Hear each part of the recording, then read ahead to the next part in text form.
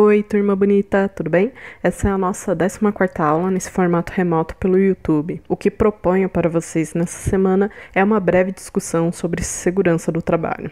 Já ouviram falar? Sabem o que significa? Então, bora para a aula. Mas antes, lembrem de se inscrever no canal da Biase aqui no YouTube, ativar o sininho para receber as notificações dos novos vídeos e dar aquele like para aumentar a visibilidade. Valeu, turma, vamos lá. O que é segurança do trabalho? Vocês podem pensar, é alguma lei para garantir a minha permanência no emprego? Não! A segurança do trabalho trata de um conjunto de práticas preventivas para resguardar o funcionário de riscos como doenças e acidentes laborais, fruto de suas atividades no ambiente de trabalho. Essas regras, previstas na CLT e em normas regulamentadoras desde a década de 1970, têm o intuito de proporcionar a proteção e as condições adequadas para um alto desempenho das funções laborais, ou seja, a segurança do trabalho zela pela qualidade de vida e mantém um ambiente de trabalho seguro, o que influencia diretamente na produtividade e até na redução dos custos, até porque as ações preventivas evitam gastos com o tratamento de um funcionário acidentado e até mesmo com processos judiciais. Mas o que isso quer dizer? Quer dizer que há funções, ou melhor, profissões que requerem o uso de material adequado para a execução do serviço. Por exemplo, o eletricista da Enel. Esse profissional ele não deve subir nos postes de luz sem o uso do material de proteção individual, tanto porque ele pode cair da escada, afinal os postes são altos, né? E ele também pode levar um choque. A carga de volts nesses fios é de aproximadamente 1.000 a 1.500 volts. Então, só para a gente ter uma noção, quando levamos um choque na tomada de 110, imagina o profissional caso ele toque no fio sem estar amparado pela luva de proteção e demais equipamentos que prezam pela sua segurança.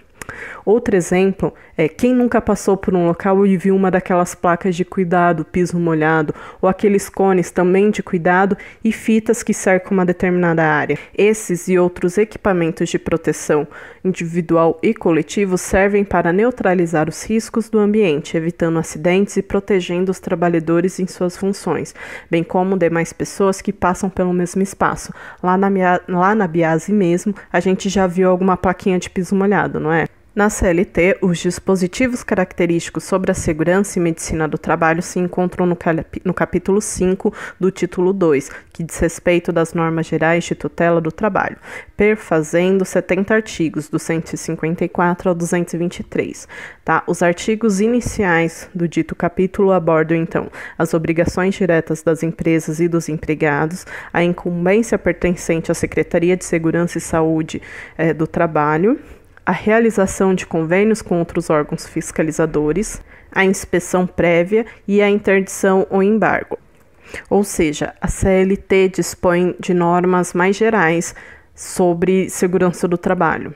Mas se a CLT trata sobre normas mais gerais, onde a gente pode encontrar essas normas especificadas e detalhadas, né? Qual regulamentação a gente deve seguir, ou a minha empresa deve seguir, ou eu como funcionário devo conhecer, né? Como regras, normas para um ambiente de trabalho adequado. As normas regulamentadoras, elas podem ser definidas como um conjunto de normas técnicas que estabelecem medidas e procedimentos que devem ser adotados pela empresa e seus colaboradores para garantir a segurança no ambiente de trabalho e, consequentemente, um bem-estar, saúde e integridade física dos trabalhadores. Vale ressaltar que grande parte das normas regulamentadoras foi editada em 1978, detalhando o que está no artigo 200 da CLT. E como nós vimos, a CLT é bem mais geral. Então, as normas elas vieram para especificar e detalhar todas as etapas de segurança do trabalho. Antes existiam 36 normas regulamentadoras. No entanto, uma delas foi revogada, de número 2. Ela tratava da obrigatoriedade de solicitar aprovação prévia das instalações à fiscalização trabalhista. Outras normas relevantes são, eu coloquei aqui para vocês no slide, a norma número 4, Serviços Especializados em Engenharia de Segurança e em Medicina do Trabalho, ou CENS-MTS,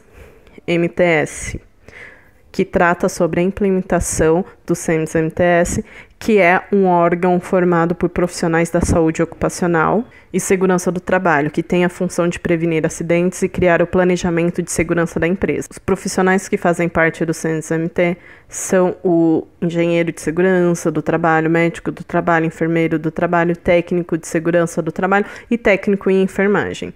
A norma número 5, então, ela determina a criação da Comissão Interna de Prevenção de Acidentes, ou conhecido como CIPA, que serve para garantir a qualidade dos equipamentos de segurança, apresentar ideias e propor medidas para melhorar a rotina de trabalho e evitar acidentes.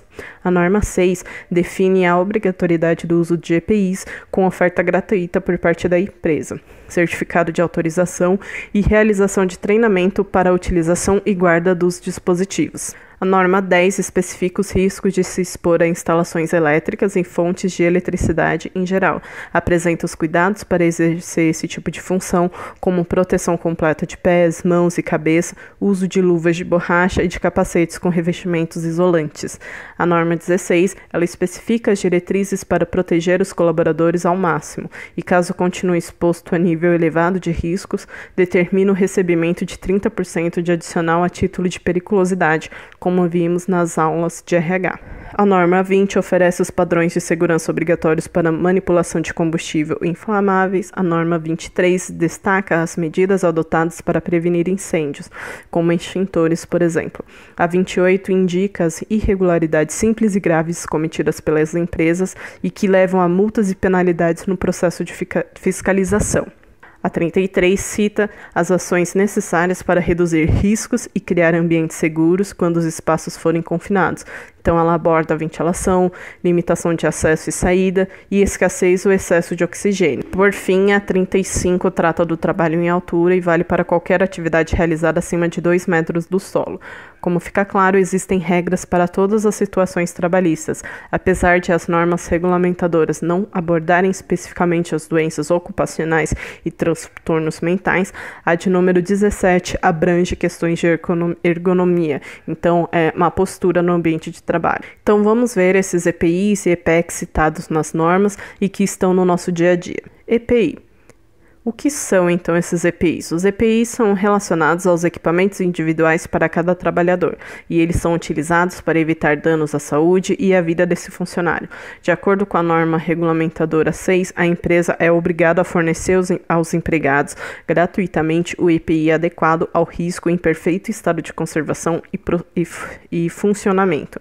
Dentre as categorias dos equipamentos de proteção individual, então, estão proteção da cabeça com capacetes, capuz, proteção aos olhos com óculos e máscaras, protetor auricular, abafadores, respiradores, coletes, luvas, braçadeiras, botas e calças, tá bem? Já sobre os EPECs, eles são itens fixos ou móveis instalados no local de trabalho para a proteção coletiva de toda a empresa. Entre os principais equipamentos de proteção coletiva, temos os cones, fitas e placas de sinalização, alarmes, plataformas grandes e dispositivos de bloqueio, barreiras contra luminosidade e radiação, exaustores, corrimão e etc. Uma das vantagens dos EPECs é que são mais eficientes e não proporcionam incômodo ao trabalhador e podem inclusive evitar acidentes e, consequentemente, despesas com hospitais e processos judiciais advindos de irregularidades no ambiente de trabalho. Então, pessoal, acidentes eles acontecem. Estamos todos fadados a isso. No entanto, no que concerne a empresa, ela deve adotar medidas para prevenir acidentes no ambiente de trabalho. Por isso, segurança do trabalho está atrelada à prevenção. Ok? Então, turma, eu tentei fazer essa aula mais curta, pois eu deixei para vocês algumas atividades. A primeira é uma reportagem no portal G1 de Mato Grosso do Sul sobre as dores nas costas, né? Um relato, então, de pacientes entre 25 e 40 anos que estão, em maioria, né, nas clínicas de tratamento de coluna. Ajuda-nos, inclusive, a refletir, né, um pouco em relação à aula de hoje, o que, de repente, está ocasionando para essas pessoas, nessa faixa etária, né, esses problemas de ergonomia. Eu também deixo para vocês, então, um link de um vídeo no YouTube do portal SMS Segurança, Meio Ambiente e Saúde sobre a diferença entre risco e perigo.